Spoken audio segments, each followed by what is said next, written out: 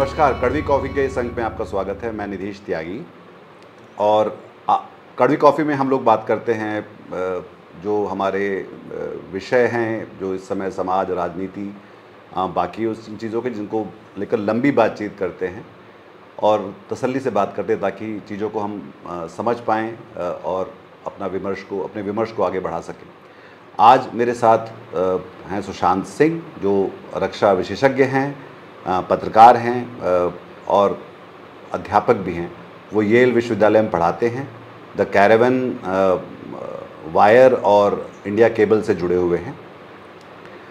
तो आपका स्वागत है सुशांत। बहुत बहुत धन्यवाद निधीश मुझे बुलाने के लिए। और पहले ये कि हम लोग जो जिस दिन ये बात कर रहे हैं, आज शुक्रवार 9 तारीख है और इस समय भारत और पाकिस्तान के बीच में बहुत सारी तनाव बढ़ते दिखाई पड़ रहे हैं और छोटी मोटी कार्रवाइयाँ भी हुई हैं।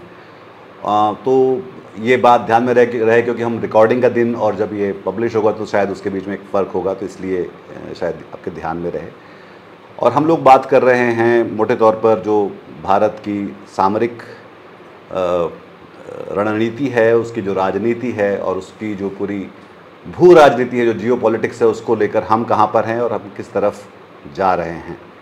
तो पहले तो मैंने कई वीडियोस में भी आपको देखा जिसमें हम लोग इस समय के बारे में बात कर रहे हैं।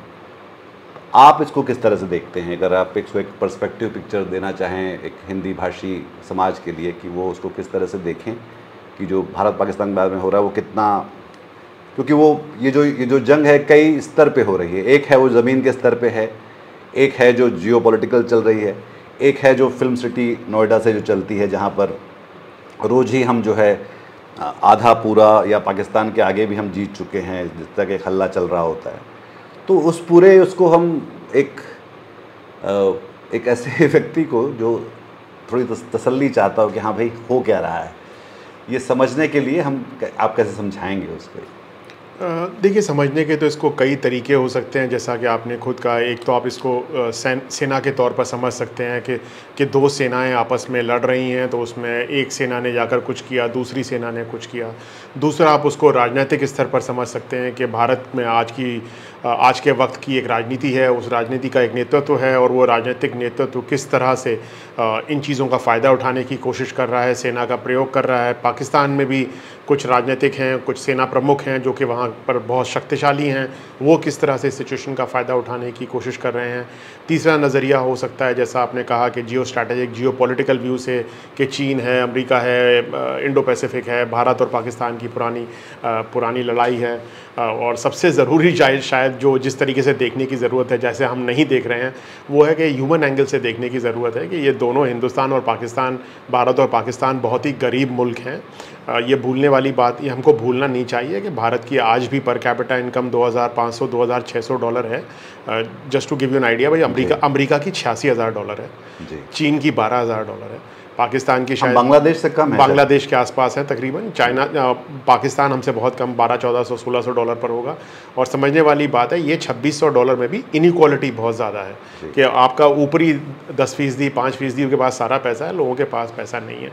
तो इस तरह के जो दो गरीब मुल्क हैं, उनके जो जनता है, चाहे वो कश्मीर में हो, चाहे वो उरी में हो, चाहे वो बाकी जगह पर हो, या जो बाकी हिंदुस्तान में भी है, उनके लिए क्या समस्याएं खड़ी होती हैं, वो शायद उस विषय में कोई बात नहीं करता है। सारा फोकस बाकी जो लेयर्स हैं उनके ऊपर रहता है, जबकि जो चक्की में पिस रहा है वो तो जो लोग, जो दोनों इन दोनों मुल्कों के जो लोग हैं, वो सबसे ज़्यादा इस चक्की में पिस रहे हैं। तो जो हमें जिस तरह का यहाँ पर इंस्टेंट ग्रेटिफिकेशन चल रहा है, और जैसा कि मेरी बेटी की एक मित्र ने मुझे आज कहा कि साहब, लोगों को लगता है कि स्विगी से लड़ाई डिलीवर हो जाएगी, वॉर जो है will be delivered by Swiggy. तो वो उस तरह का माहौल यहाँ पर है, उसमें लोगों को साहब भूल गए, जनता को लोग भूल गए, और जो ह्यूमैनिटी है उसकी कोई बात नहीं कर रहे। IPL खत्म होने की खबर भी आज ही आई है। नहीं तो अभी तक तो ये सब तनाव के बीच में IPL चल ही रहा था।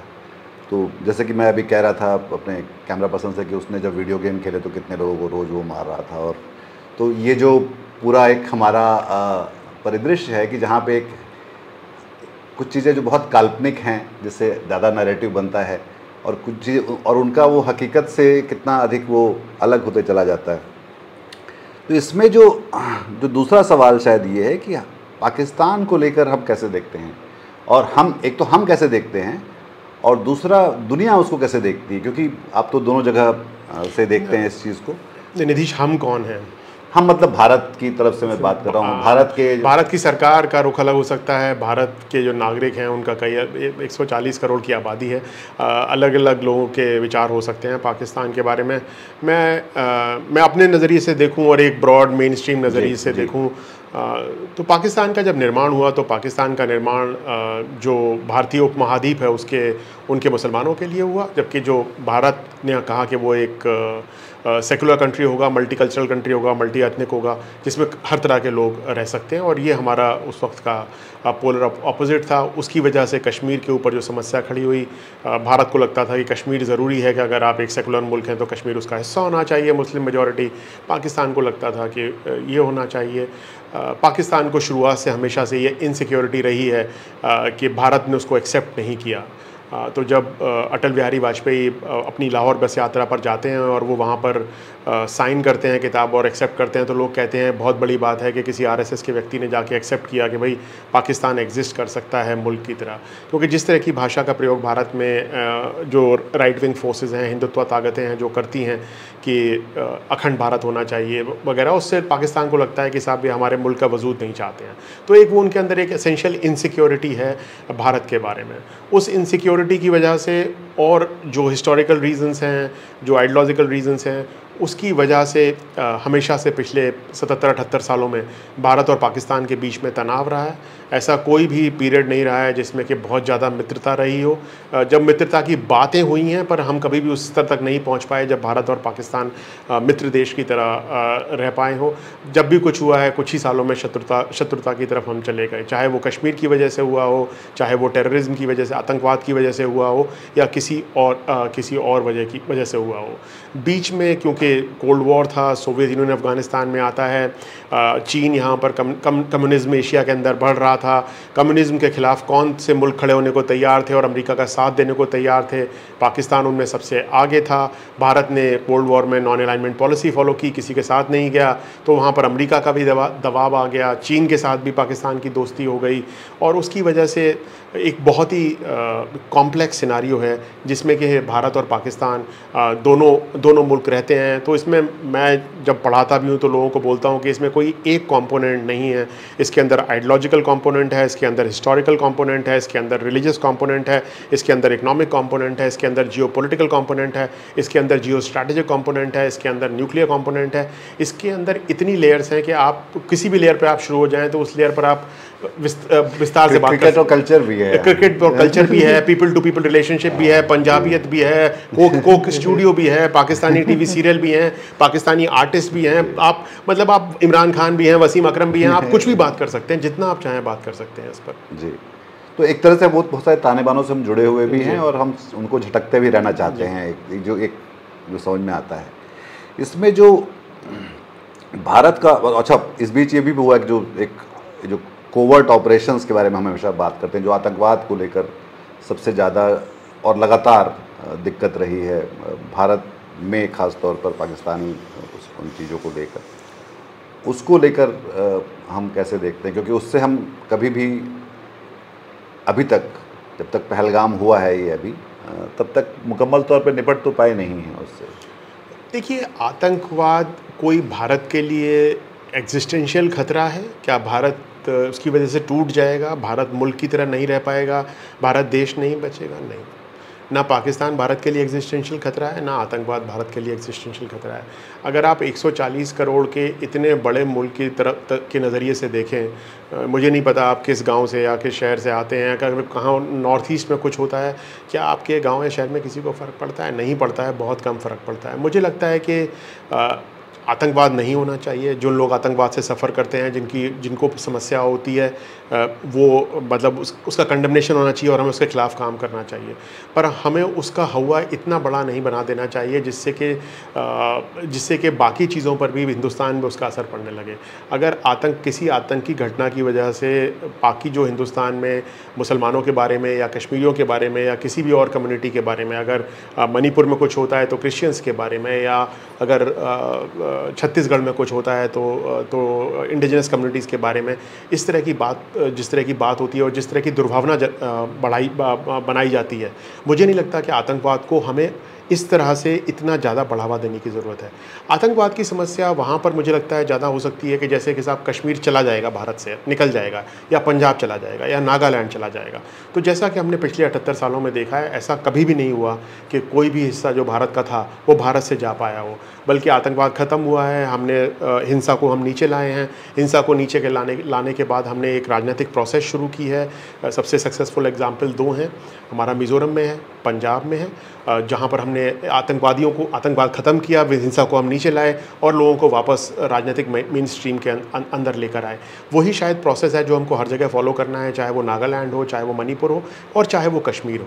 कि आप हिंसा को नीचे लाते हैं बहुत हद तक। जब इतने लेवल पर हिंसा आ जाती है तब आप लोगों को कहते हैं कि भाई आप जुड़िए हमारे साथ और वापस राजनीतिक प्रोसेस के अंदर लाइए, क्योंकि एक लेवल से ऊपर हिंसा से आप डील नहीं कर सकते हैं। अगर हिंसा उस लेवल से ऊपर है तो जो इंडियन स्टेट है उसको जाना पड़ेगा और उसको उस हिंसा को रोकना पड़ेगा, उस हिंसा को नीचे लाना पड़ेगा। खाली उसको स्पोरेडिक टेरर इंसिडेंट से जोड़ना और उसको सिर्फ टेरर इंसिडेंट्स को इम्पॉर्टेंट है और हमें उनको रोकना चाहिए, अपनी इंटेलिजेंस को दुरुस्त करना चाहिए, अपनी सिक्योरिटी को दुरुस्त करना चाहिए और कोशिश करनी चाहिए कि कोई भी टेरर इंसिडेंट ना हो। पर टेरर इंसिडेंट को पूरी तरह से ये समझा देना कि ये भारत की सबसे बड़ी समस्या है, मुझे नहीं लगता कि भारत की सबसे बड़ी समस्या कोई भी टेरर इंसिडेंट हो सकती है। भले ही आपको ये कितना भी अनपॉपुलर विचार लगे, पर मैं शायद कहूँगा कि भारत की बड़ी समस्या शायद भुखमरी है, जहाँ पर 80 करोड़ लोगों को खाना नहीं मिल रहा है। आज की खबर है कि 21 लाख जो मौतें हुई कोविड के दौरान, उनके बारे में बताया नहीं गया। तो मुझे लगता है 80 लाख लोग अगर फ्री राशन ले रहे हैं, 21 लाख और 80 करोड़ लोग अगर फ्री राशन पे भारत सरकार के दिए हुए राशन के ऊपर जिंदा हैं, तो भारत की समस्याएं बहुत बड़ी हैं बनिस्बत 1 या 2 आतंकी घटनाओं के, जो कि मैं फिर बार बार कहूँगा कि वो नहीं होनी चाहिए। हमको उनको रोकना चाहिए, पर हमको उनको भारत की सबसे बड़ी समस्या के तौर पर नहीं देखना चाहिए। वो भारत की एग्जिस्टेंस को चैलेंज नहीं करती हैं, वो भारत को तोड़ नहीं सकती, भारत के किसी हिस्से को भारत से अलग नहीं कर सकती। पिछले 78 साल में ऐसा कोई नहीं कर पाया है, बल्कि भारत में सिक्किम जुड़ाई है। इंदिरा गांधी ने सिक्किम को जोड़ा, जवाहरलाल नेहरू ने अरुणाचल प्रदेश को बिल्कुल भारत का हिस्सा बना लिया, तवांग वगैरह को। तो ऐसा नहीं है, भारत में लोग जुड़े ही हैं, भारत से कुछ टूटा नहीं है पिछले 78 साल में। पाकिस्तान के बारे में अगर बात करें, जो जिसके आप में बारे में बात करें, इसके बारे में मुझे और भी बात करनी है कि हमारे यहाँ जो पिछले कुछ सालों से जो हम प्रवृत्तियाँ देख रहे हैं अपनी राजनीति में, और तो वो लगभग वैसी है जैसे कि 70-80 के दशक पे पाकिस्तान था, कि जहाँ पे इस्लाम खतरे पे था, हमारे यहाँ हिंदू खतरे में हैं। जो उनके अलावा जितने लोग थे वो एक तरह से वो कम सगे या सौतेले होने लगे थे वहाँ के नागरिकों के हिसाब से, नागरिकता के हिसाब से, वो हमारे यहाँ अब हो रहे हैं। उनके साथ हिंसा की जा रही है, वो हमारे यहाँ भी की जा रही है। तो दरअसल क्या भारत अब पाकिस्तान के मॉडल पे, या पाकिस्तान हमसे इसमें काफ़ी आगे था ये करने में, या हम कुछ सीख नहीं पाए उनकी गलतियों से? नहीं, ये बात तो सही है कि हम पाकिस्तान की गलतियों से नहीं सीख पाए। पाकिस्तान ने जो गलतियां की और पाकिस्तान का जो हश्र हुआ, जो उन्होंने जिस तरह से आपने कहा, उन्होंने एक तरह के रिलीजियस फंडामेंटलिज्म को बढ़ावा दिया, जो रिलीजियस माइनॉरिटीज़ को जिस तरह ट्रीट किया, जिस तरह से एजुकेशन को ट्रीट किया, अपनी हिस्ट्री को ट्रीट किया, पाकिस्तान का जो हश्र है साइंस एंड टेक्नोलॉजी को जिस तरह से ट्रीट किया, जिस तरह से वहाँ एक तरह के नेशनलिज्म को बढ़ावा दिया गया, जिस तरह से एक मिलिटेंट नेशनलिज्म को बढ़ावा दिया गया और नेशनल प्राइड को एक बिल्कुल खोखले तरीके से बढ़ावा दिया गया, उसका हश्र हमें आज के पाकिस्तान में दिखता है। और हमको वो गलतियाँ नहीं करनी करनी चाहिए थी जो पाकिस्तान ने की, और शायद वो गलतियां हमने 1947 में नहीं की। भारत और पाकिस्तान ने बिल्कुल 2 अलग रास्ते चुने। पाकिस्तान का रास्ता एक अलग रास्ता था, भारत का रास्ता बिल्कुल एक अलग रास्ता था। ये तो पिछले 30 सालों में बाबरी मस्जिद के विध्वंस के बाद जो हमने देखा है, जो रास्ता भारत में लिया गया मेन स्ट्रीम की तरफ, जिस तरह से भारत झुका है, वो रास्ता पाकिस्तान को बहुत हद तक मिमिक करता है और हम पाकिस्तान से सीखने को तैयार नहीं हैं। अगर मैं साफ साफ भाषा में कहूँ तो भारत को हिंदू पाकिस्तान बनने की ज़रूरत नहीं है। भारत जिस तरह का सेकुलर भारत था, वही पाकिस्तान के ऑपोजिशन में था। हिंदू पाकिस्तान पाकिस्तान की मिरर इमेज होगा। अगर जो हिंदू भारत है वो मुस्लिम पाकिस्तान की मिरर इमेज होगा, वो उसका ऑपोजिट नहीं होगा। एक फंडामेंटल स्टेट या एक रिलीजियस स्टेट का ऑपोजिट एक सेकुलर स्टेट है, ना कि एक दूसरा मेजॉरिटेरियन स्टेट। पर दूसरा सवाल सुशांत इसमें यह भी है कि जैसे पाकिस्तान को हम अलग भी कर दें तो लोकतंत्र का जो पूरी दुनिया में जो हाल हो रहा है वो भी लगभग उसी मॉडल पे है जिसमें पाकिस्तान सबसे बहुत आगे था हम सबसे, जहाँ पे एक धर्म जो है वो तो सबसे जो बहुसंख्या है वो खतरे में है, जो मीडिया है वो एक तरह की बात बोल रहा है, क्रोनी कैपिटलिज्म वहाँ पे आ रहा है, और एक अजीब सा व्यक्ति जो बयान वीर किस्म का व्यक्ति है, जो कि जिसको हम स्ट्रॉन्ग मैन बोलते हैं, पर स्ट्रॉन्ग मैन तो होते नहीं ऐसे लोग जो हैं, पर वो एक तरह की टोटलिटेरियन टेंडेंसीज़ लेकर अदालतें बाकी जगह जो है वो सब डाइल्यूट होती चली जाती हैं। और ये हम अभी इस समय के अमेरिका में भी देख रहे हैं जहाँ आप पढ़ाते हैं, और हम भारत में भी देख रहे हैं, और कई बाकी देशों में देखें जहाँ जाकर, जैसे टर्की है, अभी हमने जर्मनी के चुनाव देखे, वहाँ भी उनका वो सब जो दूसरी सबसे बड़ी पार्टी है वो दक्षिणपंथी है। ब्रेक्सिट हुआ वो भी इस तरह का था। तो ये एक प्रिवेलिंग एक टेंडेंसी की तरह सब तरफ दिख रहा है। दूसरा कि जो मैं उनको पढ़ रहा था, मार्गरेट मैकमिलन का एक आर्टिकल है अटलांटिक पे, तो वो कह रही थी कि एक ये नए वर्ल्ड ऑर्डर की तरफ ले जाने वाली बात भी है। तो उसको हम कैसे मिटिगेट कर रहे हैं इस डिरेल होती हुई डेमोक्रेटिक सेटअप को। और फिर हम ये भी देख रहे हैं कि चीन जैसे देश जो या रूस जो पुतिन अपने आप में वो उन प्रवृत्तियों को बहुत अच्छे से हवा दे रहे हैं, वो उनको हैक कर रहे हैं। और इसमें ये जो जिसको ब्रॉलिगार्की कह रही है, तो वो आईटी कंपनीज भी शामिल हैं उसमें, जो सोशल मीडिया और इस तरह की जो कंपनियां हैं, और ये सारे इस तरह के नेता भी शामिल हैं।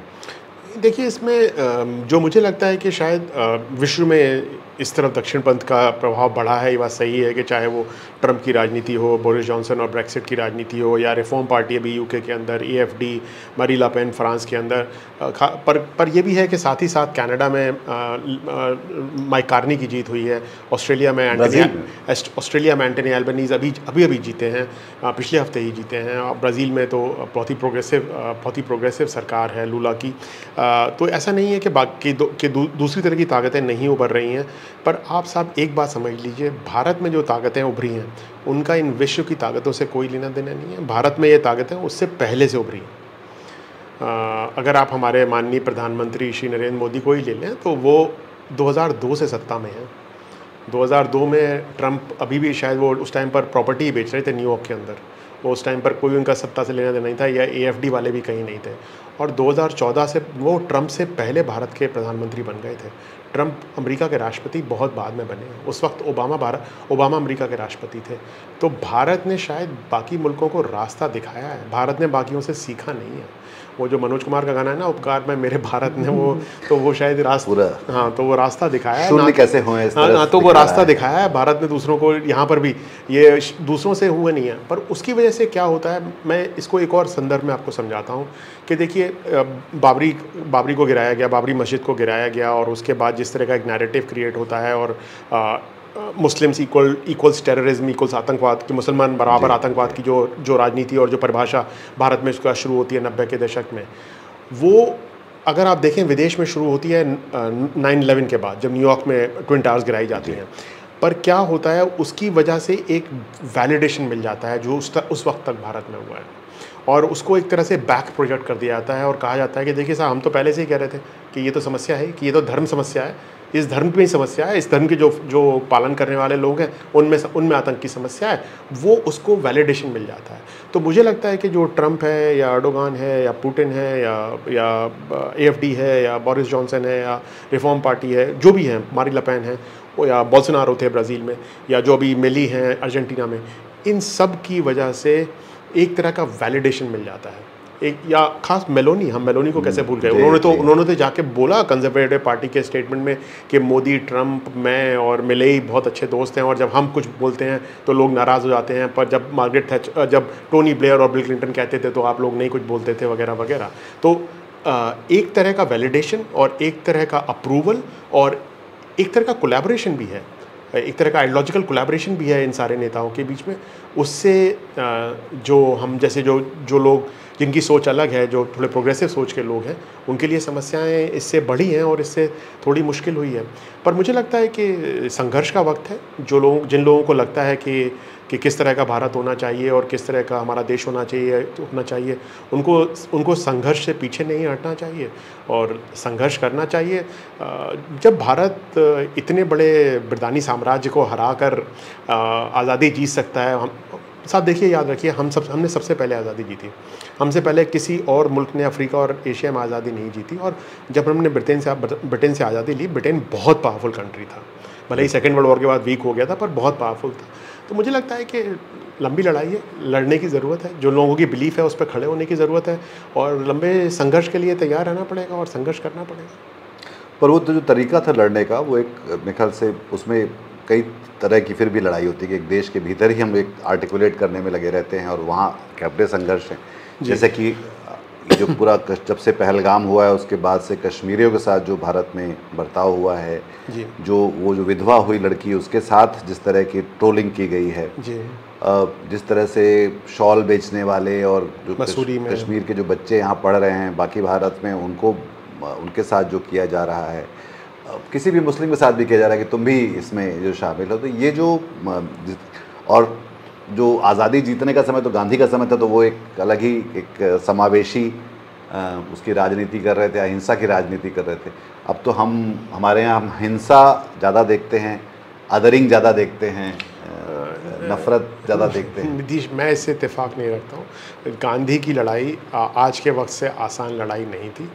उनकी आसान नहीं कह रहा, ज़्यादा मुश्किल थी। स्टेट बहुत पावरफुल था, कोई डेमोक्रेसी नहीं थी और हिंदू मुस्लिम की लड़ाई उस वक्त भी दोनों तरह की ताकतें, चाहे वो आरएसएस और हिंदू महासभा एक तरफ और दूसरी तरफ मुस्लिम लीग जैसी ताकतें बहुत ज़्यादा मजबूत थीं। क्विट इंडिया के बाद कांग्रेस पार्टी पूरी तरह से बैन हो जाती है। गांधी की लड़ाई बहुत मुश्किल थी क्योंकि होता वही है कि, और ये बड़ा फेमस एग्जाम्पल है हिस्ट्री के अंदर, कि सब लोग फासिज्म में हिटलर को देखते हैं क्योंकि एक बड़ा क्लीन आर्क है कि हिटलर की राइज होती है, हिटलर युद्ध लड़ता है, विश्व युद्ध में जाता है, हिटलर हारता है, सुसाइड होता है और न्यूरमबर्ग ट्रायल्स होते हैं। तो एक क्लीन आर्क है कि साहब ये हुआ, राइज हुई, फॉल हुआ, मतलब लड़ाई हुई, फॉल हुआ, हार गए।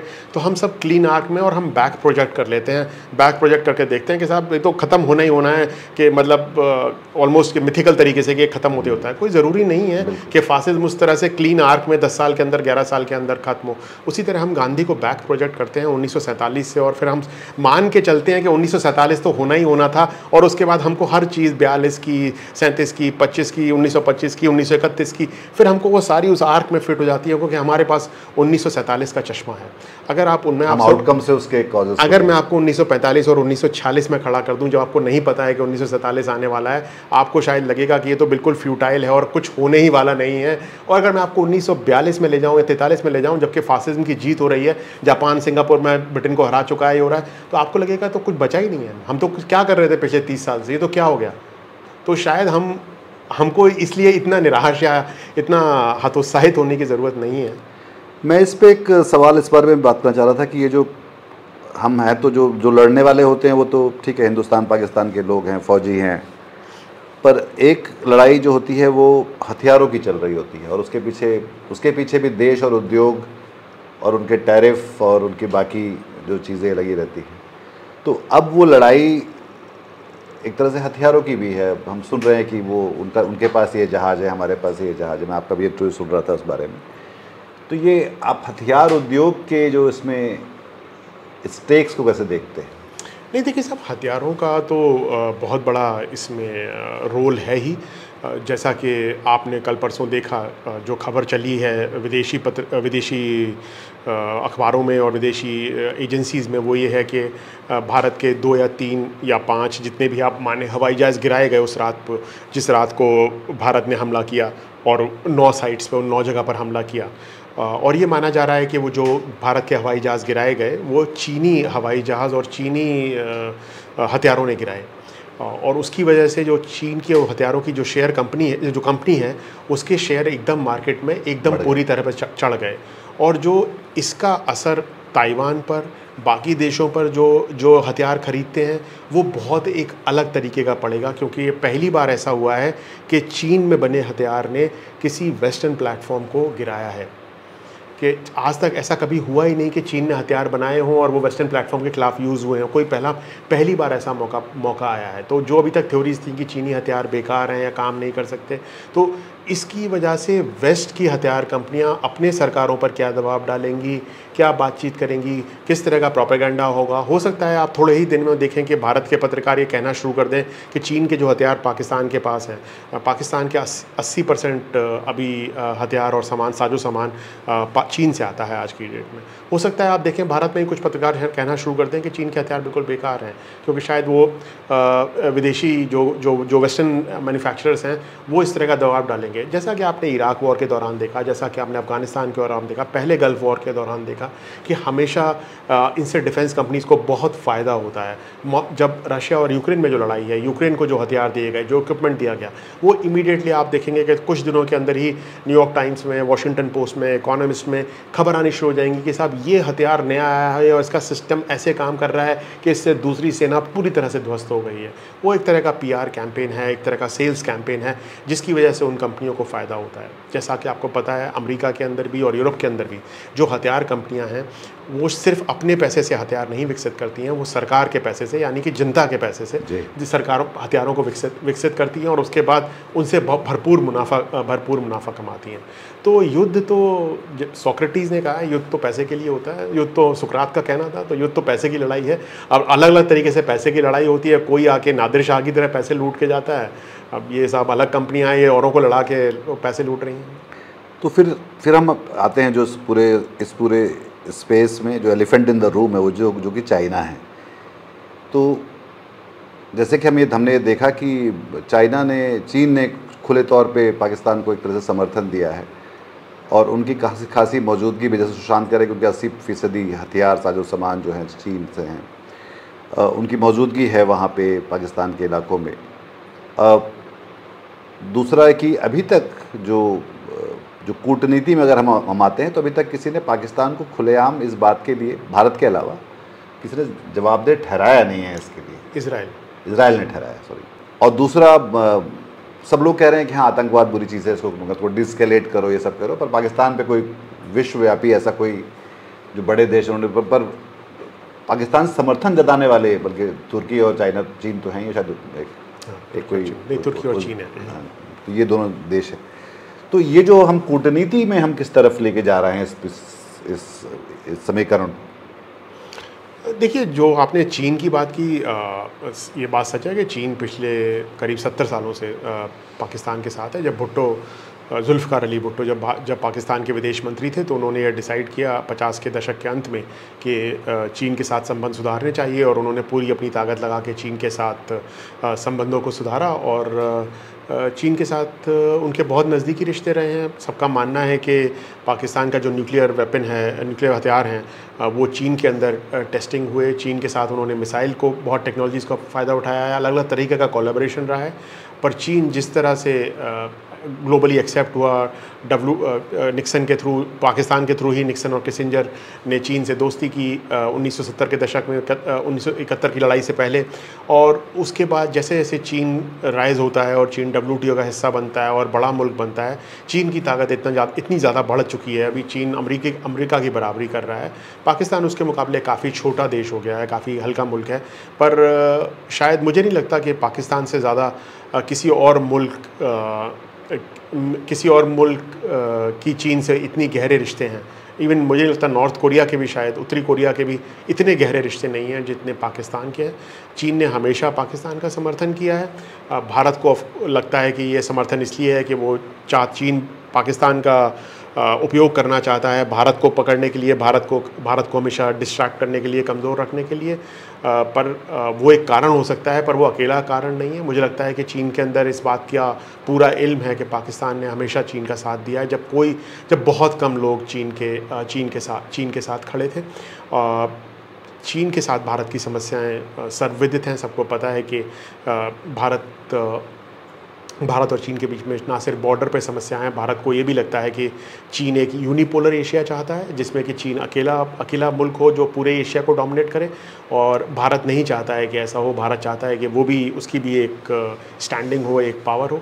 वही समस्या साउथ एशिया के अंदर है, इंडियन सब कॉन्टिनेंट के अंदर है, जहाँ पर चीन की ताकत दिन पर दिन बढ़ती जा रही है, चाहे वो नेपाल हो, बांग्लादेश हो, भूटान हो, म्यांमार हो, मालदीव्स हो, श्रीलंका हो। और भारत के लिए वो एक बहुत बड़ी समस्या है, क्योंकि भारत का यहाँ पर हमेशा से एक तरह का प्रभुत्व रहा है, एक तरह का इन्फ्लुएंस रहा है। उसको काउंटर करने के लिए बहुत ज़्यादा समस्याएं हैं।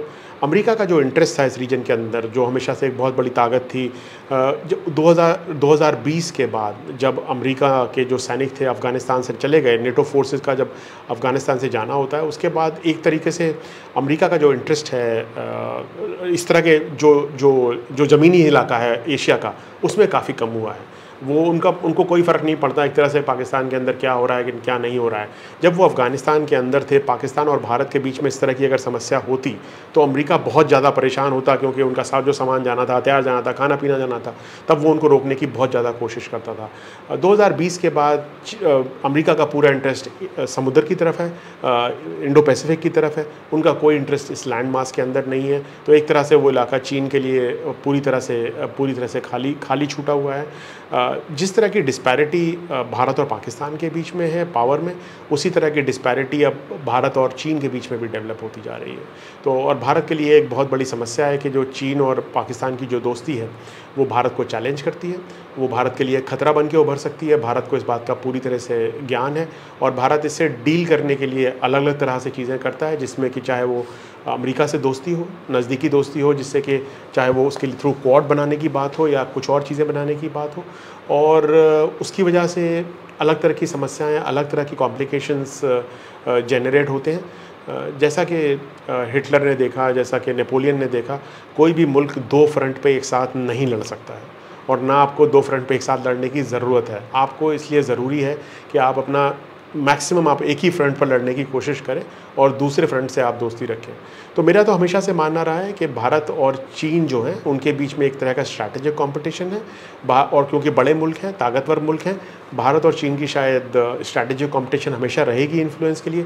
भारत के लिए ज़्यादा आसान होगा पाकिस्तान से दोस्ती करना, बिकॉज पाकिस्तान छोटा मुल्क है और एक तरह का कल्चरल सिमिलरिटीज़ वगैरह हैं। पीसफुल एग्जिस्टेंस पाकिस्तान के साथ हो सकती थी, चीन के साथ ज़्यादा मुश्किल है, क्योंकि आप बराबरी के मुल्क हैं एक तरह से, पॉपुलेशन में भी और साइज़ में भी और एशिया के डोमिनेंस में।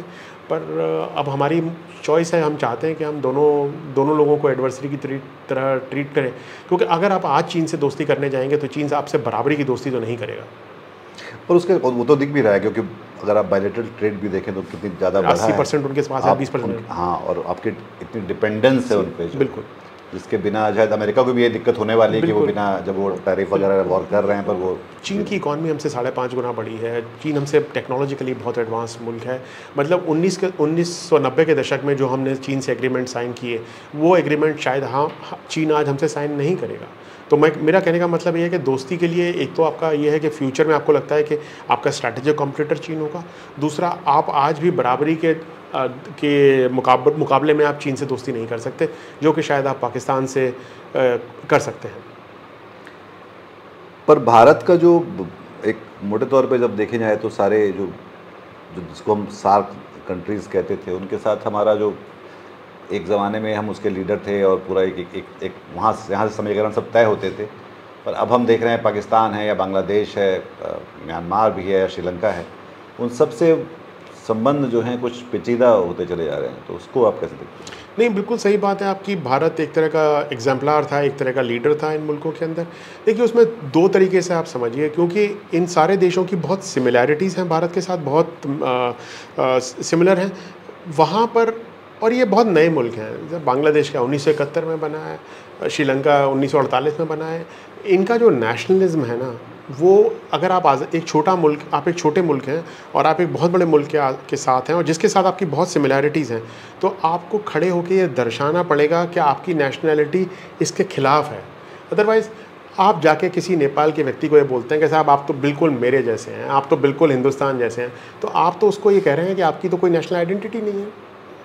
तो नेपाल जैसे मुल्क के लिए बहुत ज़रूरी है कि वो खड़ा होकर बोले कि मैं भारत नहीं हूँ, बांग्लादेश के लिए क्या खड़े होकर कहना बहुत ज़रूरी है कि मैं भाई वेस्ट बंगाल नहीं हूँ, मैं आपका पश्चिमी बंगाल नहीं हूँ, या श्रीलंका के लिए क्या कहना होता है मैं आपका साउथ इंडियन नहीं हूँ, मैं तो अलग मुल्क हूँ। तो एक तो ये समस्या है कि नया नेशनलिज्म है, पुरानी जगह है पर नेशनलिज्म बहुत नया है, मुल्क बहुत नए हैं, तो उनको नेशनलिज्म अपना अजर्ट करना पड़ता है। दूसरा क्या था कि भारत की जो स्टैंडिंग थी वो भले ही इन देशों की सरकारों के साथ ना हो, इन देशों के लोगों के साथ थी, क्योंकि भारत एक डेमोक्रेटिक लिबरल कंट्री के तौर पे देखा जाता था। सिविलाइजेशनल कनेक्ट से भी ज़्यादा एक डेमोक्रेसी की तरह देखा जाता था। बांग्लादेश के अंदर हो, श्रीलंका के अंदर हो, पाकिस्तान के अंदर हो, नेपाल के अंदर डेमोक्रेसी तो नहीं थी। भारत एक अकेला मुल्क था। लोग कहते थे अगर यार ये मुल्क अगर डेमोक्रेसी हो सकता है, मुमकिन है, तो हम क्यों नहीं हो सकते। तो वो गवर्नमेंट से प्रॉब्लम हो सकती थी, खालिदा जिया से प्रॉब्लम हो गई या नेपाल के राजा से समस्या हो गई, पर वो समस्या जनता के साथ नहीं थी। तो एक तो हमने वो अपना जो हमारा जो मॉरल कैश था वो खो दिया, जो हमारी स्टैंडिंग मॉरल हाई ग्राउंड था ना वो चला गया है। क्योंकि अब तो हम किसी को कॉकरोच बोल रहे हैं, किसी को टर्माइट बोल रहे हैं, किसी को आप मतलब जाके बदतमीजी कर रहे हैं, नेपाल के साथ आप ब्लॉकेट लगा दे रहे हैं। अब मतलब हमारा जिस तरह का भी बिहेवियर है, मैंने पढ़ा चाइना में सारे जो वो अस्पताल खोल रहे हैं क्योंकि भारत में वीज़ा नहीं, बांग्लादेश वाले सबके हमारे यहाँ 40 से 50% जो लोग ट्रीटमेंट के लिए आते थे वो बांग्लादेशी होते थे, विदेशी। तो अभी हमारा ये है कि हम उन मुल्कों को एकदम बहुत ही बुली की तरह ट्रीट कर रहे हैं, हम उनको बहुत ही ख़राब तरीके से ट्रीट कर रहे हैं, तो फिर हम उनको जीतने की क्षमता नहीं। देखिए साहब, मुझे लगता है नज़रिए की समस्या है। हम लोगों को नहीं देख रहे हैं। हमारी जो आज के वक्त में जो हमारे कर्ता धर्ता हैं वो ज़मीन को देख रहे हैं, चाहे वो कश्मीर हो, चाहे वो या इस तरह के आसपास के मुल्क हो। हमारे खुद के यहाँ भी वो कश्मीर की बात करेंगे, कश्मीरियों की बात नहीं करेंगे। अब नेपाल ज़मीन थोड़ी है ना, नेपाल के अंदर नेपाली लोग भी तो हैं, बांग्लादेश के अंदर बांग्लादेश के लोग भी तो हैं। श्रीलंका सिर्फ कोलंबो पोर्ट में आने वाले चीन के जहाज़ ही तो नहीं ना, या भारत के जहाज़ ही तो नहीं है, श्रीलंका के लोग भी तो है ना। तो आपको उन लोगों से भी बात करनी पड़ेगी और आपको एक्सेप्ट करना पड़ेगा कि ये भी उसी चीज़ का हिस्सा है और बराबरी के हिस्सेदार हैं। सब मुल्क बराबर हैं और आपको उनको बराबरी के मुल्क की तरह ट्रीट करना पड़ेगा, जो कि शायद पिछले कुछ सालों में हमने इसको खोया है और हमारा नज़रिया बदला। चाहे देश के भीतर हो या देश के बाहर, देश के भीतर हो चाहे देश के बाहर हो, हमारा नज़रिया बदला है। एक बुली वाला नज़रिया हमारा आया है, चाहे वो आप देश के अंदर माइनॉरिटीज़ को, लिंग्विस्टिक माइनॉरिटीज़ को, रिलीजियस माइनॉरिटीज़ को जिस तरह ट्रीट करते हो, या आप छोटे मुल्कों को जिस तरह ट्रीट करते हो। आप बड़े मुल्क के सामने देखिए, चीन के सामने हम बिल्कुल झुक के रहते हैं, रशिया के सामने बिल्कुल झुक के रहते हैं, अमेरिका के सामने बिल्कुल एकदम के नहीं साहब क्या बोलिए, हाँ मैं क्या बोलिए साहब, अमेरिका ट्रम्प साहब बोल देंगे क्या चाहिए, मस्क आइए साहब आप लीजिए जो आपको लेना है। मस्क अपने बच्चों के साथ एक तरफ बैठे हुए हैं, एक तरफ डोभाल साहब, जयशंकर साहब और मिस्री साहब बैठे हुए हैं साहब। देखिए वो उनके बच्चे और उनकी नैनी और वो जो उनकी बच्चों की माँ है वो दूसरी तरफ बैठे हुए हैं। कोई परवाह नहीं है साहब, आपकी हिम्मत नहीं है कुछ बोल दें। क्या ऐसा हो सकता है कि नेपाल के प्रधानमंत्री ऐसे आ जाए या नेपाल का कोई बिजनेसमैन इस तरह से आ जाए? सही बात है। फिर इसमें अभी बोलते बोलते जो बोला कि इजराइल ने भारत का समर्थन दिया है, इजराइल और भारत पिछले 10-12 सालों में ज़्यादा करीब हुए हैं मेरे ख्याल से, इसको आप कैसे देखते हैं?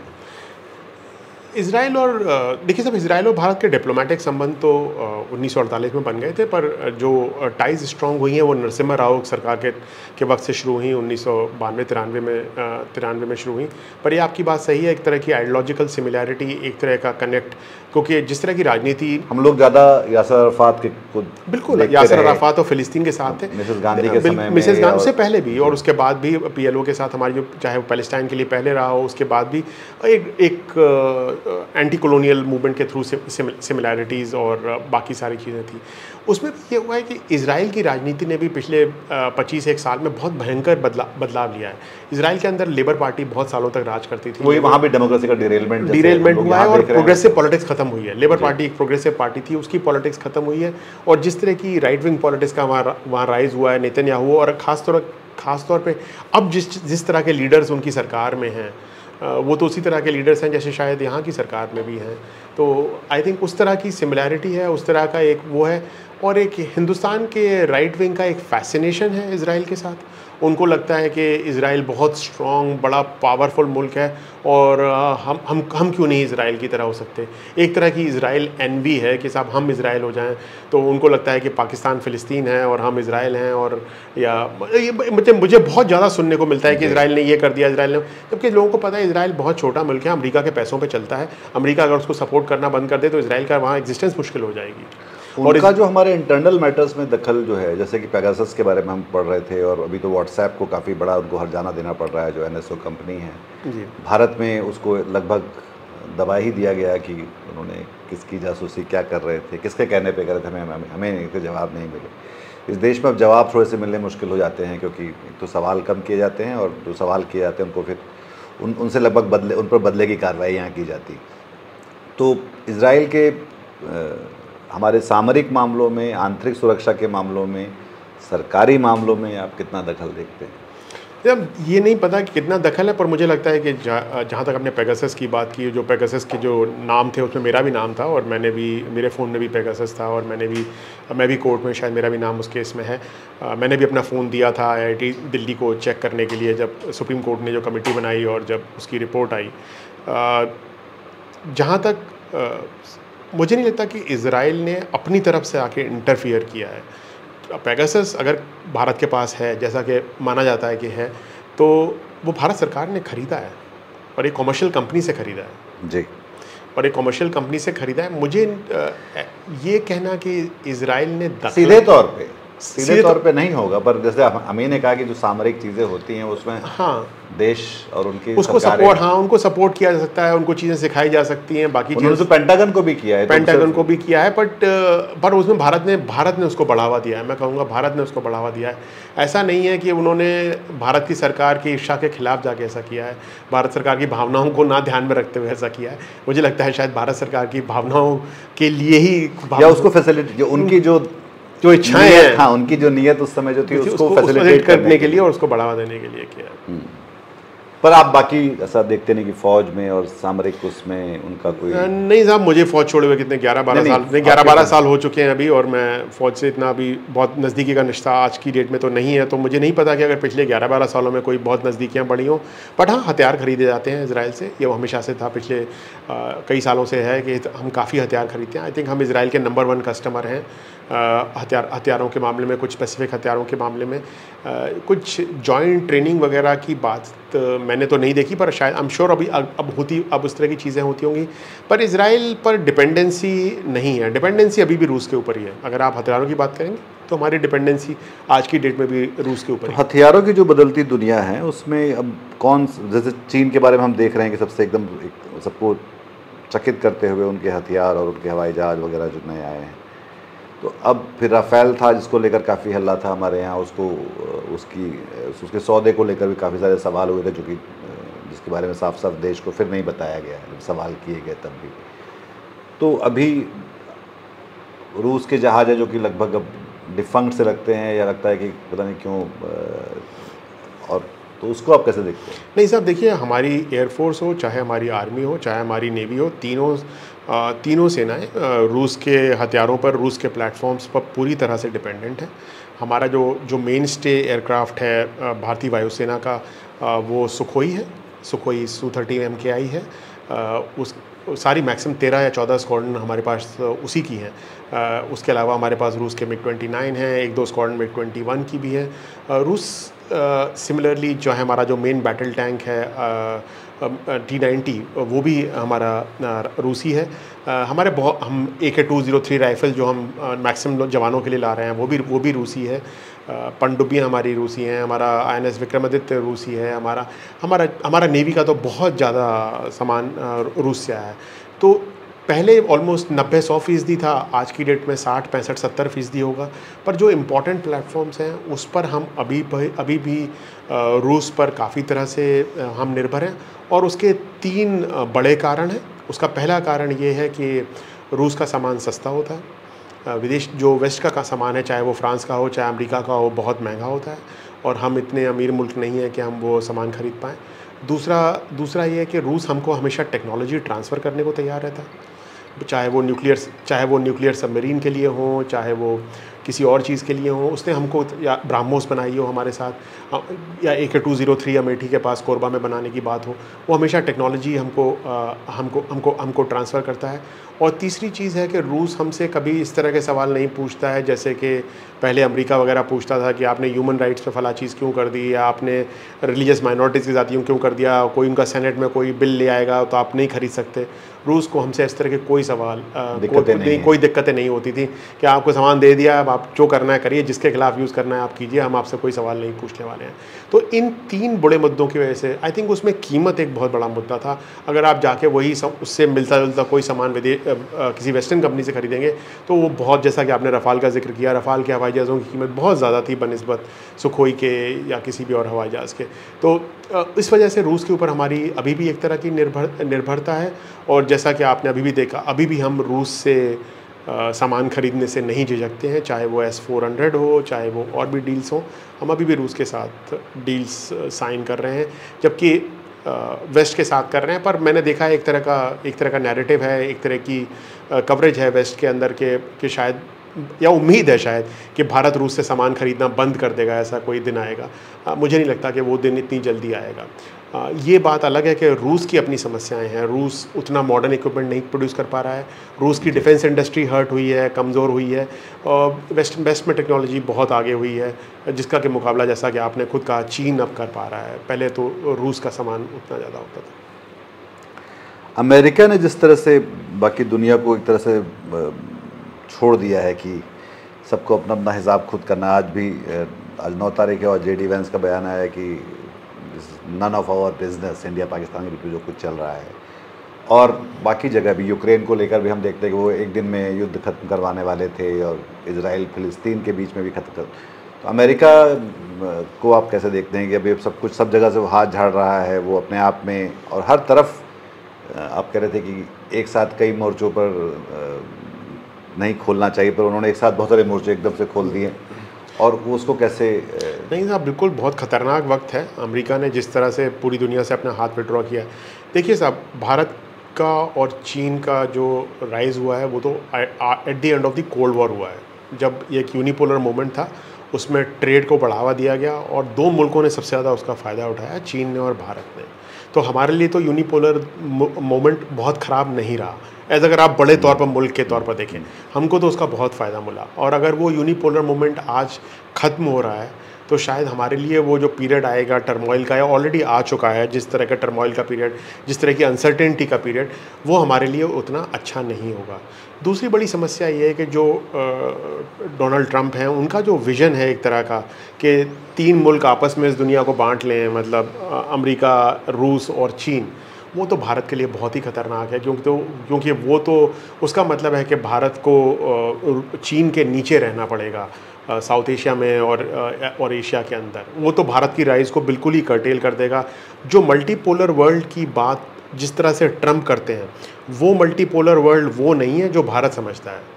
वो मल्टीपोलर वर्ल्ड सिर्फ उन 3 मुल्कों के लिए है कि आप 3 हैं, हम 3 बड़े भाई हैं, हमने सब ले लिया, अब बाकी आप सब लोग चले जाइए यहाँ से। भारत मल्टीपोलर वर्ल्ड को समझता है कि कई सारे पोल होंगे, ब्राज़ील कहीं होगा, हम कहीं होंगे, जापान कहीं होगा, नहीं वो पर वो उनका विजन नहीं है। तो दोनों विजन में बहुत डिफरेंस है, और अगर ट्रंप साहब का विजन एक्चुअलाइज होता है, फ्रक्टिफाई करता है, तो वो भारत के लिए बड़ी समस्या बन के आ सकता है।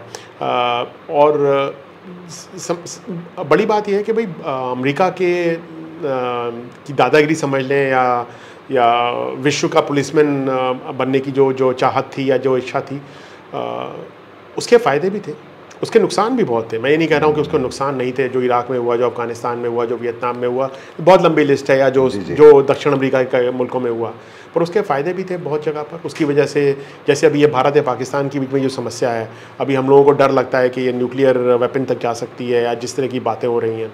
अगर आज से पहले का अमेरिका होता तो वो हाल कूद के आ जाता, उनके 2-3 secretary of the state of आ गए होते, फ़ोन कर दिया होता, दोनों मुल्कों को बिल्कुल रोक दिया होता, वगैरह वगैरह। तो काफ़ी इस तरह की समस्याएँ सॉल्व हो सकती थी।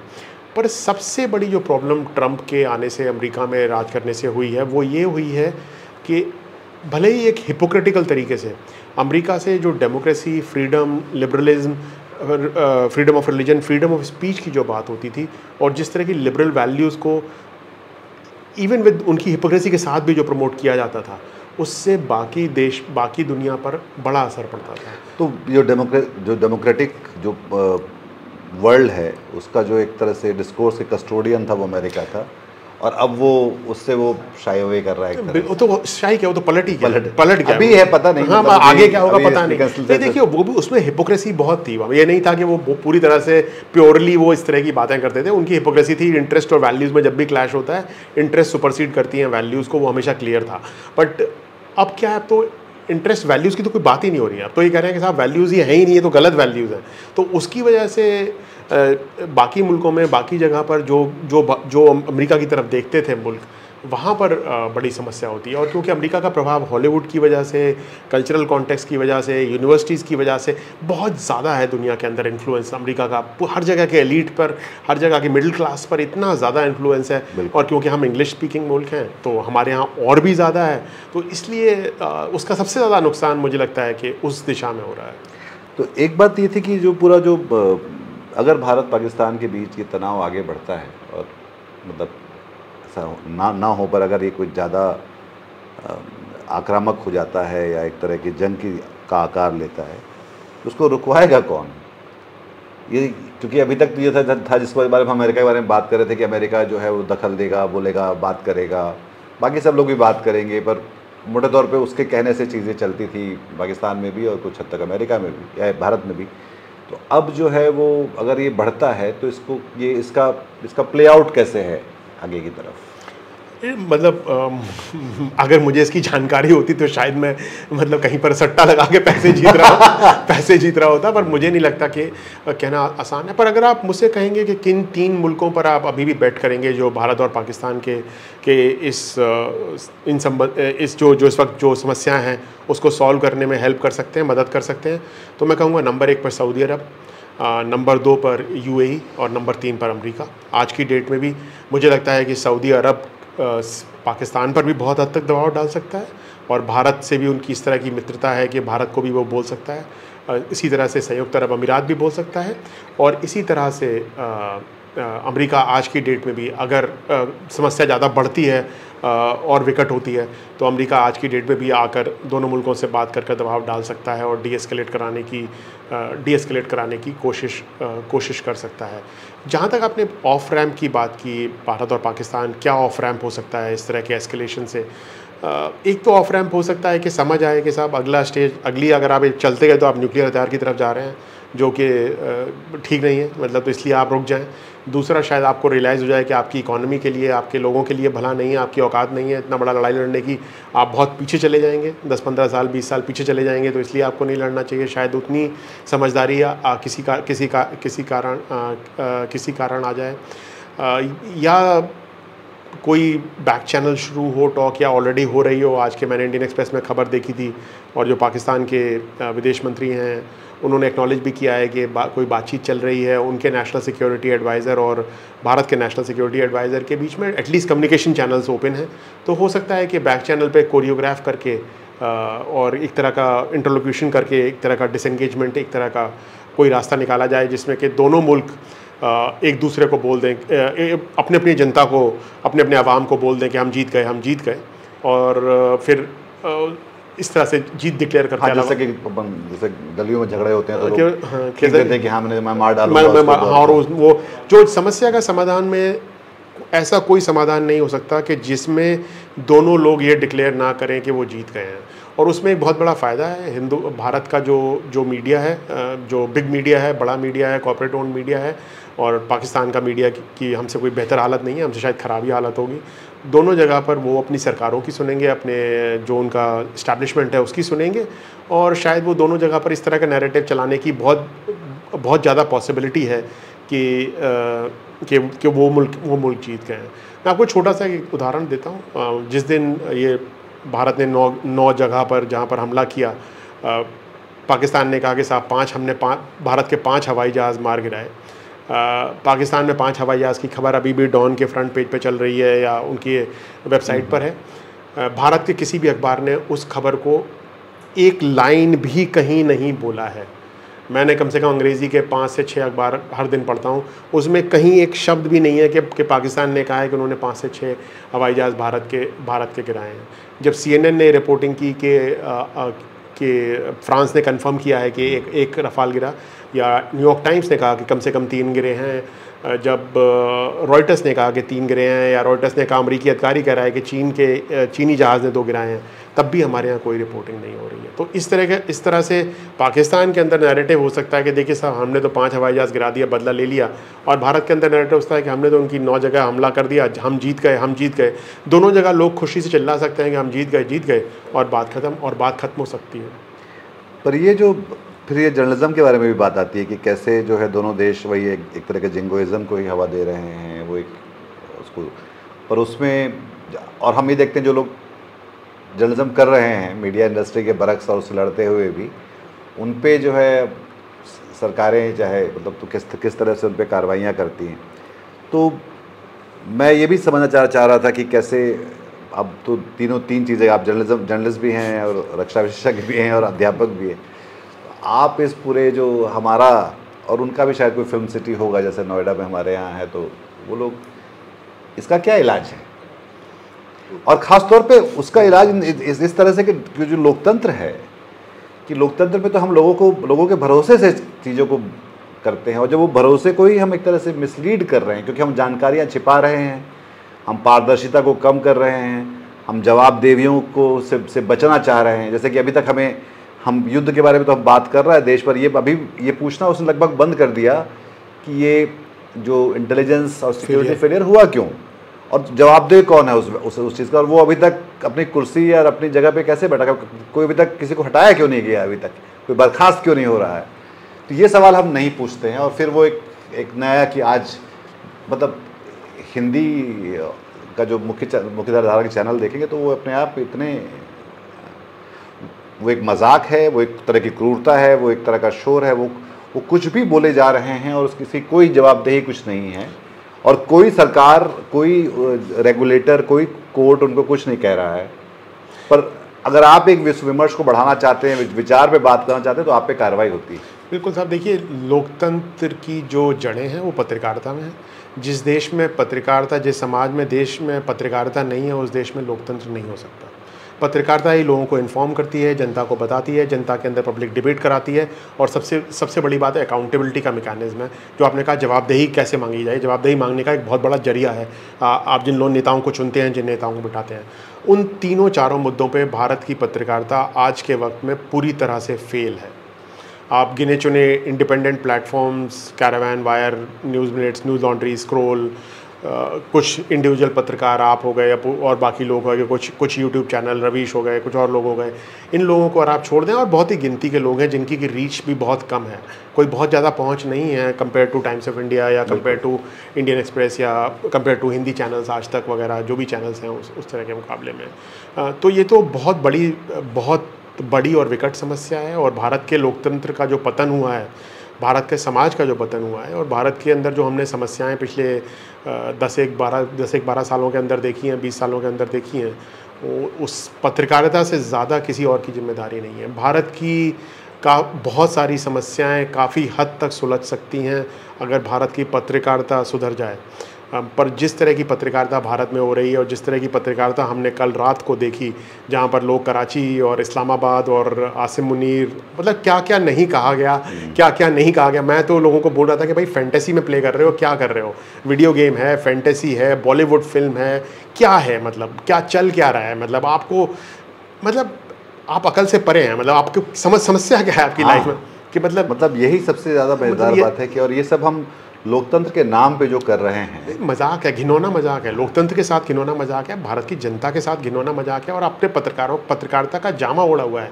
अब किस तरह के पत्रकार हैं, या तो आप सत्ता के दलाल हैं, या आप सत्ता के पैरोकार हैं, आप कोई पत्रकारिता नहीं कर रहे हैं, आपकी हिम्मत नहीं है खड़े होकर सवाल पूछने की किसी से, ठीक आपको, मतलब जो जिसको अंग्रेजी में बोलते हैं, you don't have the capacity to speak truth to power. भाई बोलिए ना भाई, सच पूछिए सवाल। आपको ये डर लगता है कि साहब पहलगाम में किसने क्या कर दिया, आपको रफाल के बारे में सवाल पूछने से डर लगता है, आपको बालाकोट के बारे में सवाल पूछने से डर लगता है।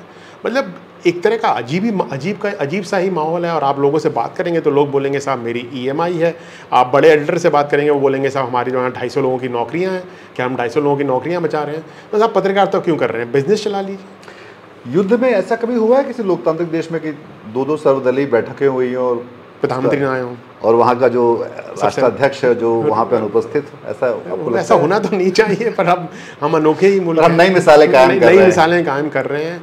तब पार्लियामेंट सेशन नहीं हो रहा। मैं आपको एग्जांपल देता हूँ, आपने बोला युद्ध की बात, 1962 की लड़ाई होती है भारत और चीन के बीच में।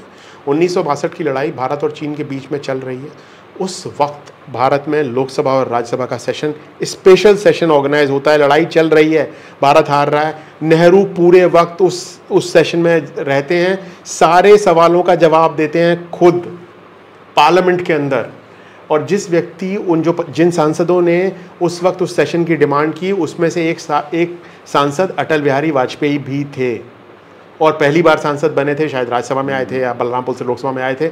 और उस पर नेहरू ने उन सांसदों के कहने पर संसद का सत्र बुलाया गया, स्पेशल सत्र, और उसमें पूरा चीन का लड़ाई डिस्कस हो रही है जब चल रहा है।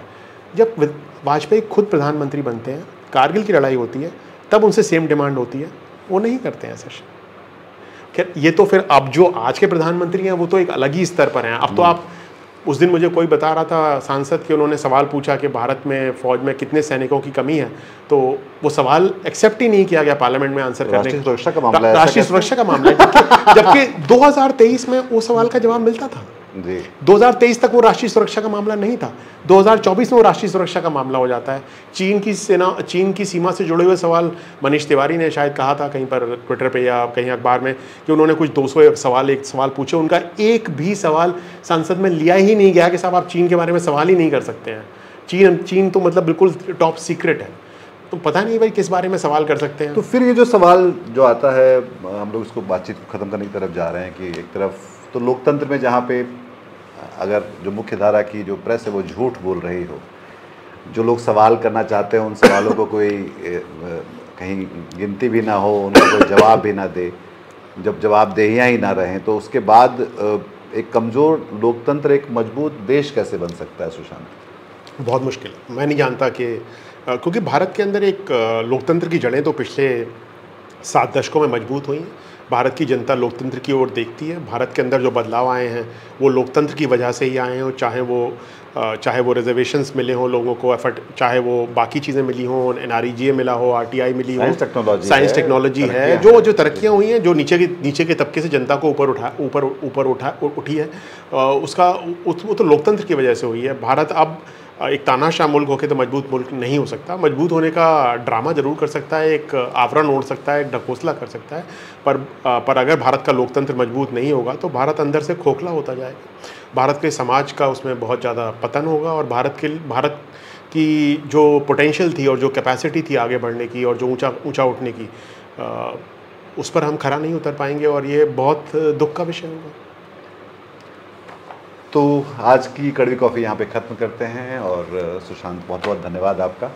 काफ़ी अच्छी बात रही, और मेरे ख्याल से हिंदी में इतनी क्या बोलते हैं, इस तरह से परिदृश्य बना पाने वाले, सैनिटी के साथ बात कर पाने वाले, इस बहुत ही ज्वलनशील मुद्दे पर जो है हमारी बातचीत हो पाई, इसका बहुत धन्यवाद। दिशा, आपका भी बहुत बहुत धन्यवाद, आपने मुझे बुलाया और मुझे बड़ा अच्छा लगा आपसे बात। आप जुड़े रहिए कड़वी कॉफ़ी से, और हम लोग से लगातार आगे भी देखते रहिए हमको। बहुत धन्यवाद आपका।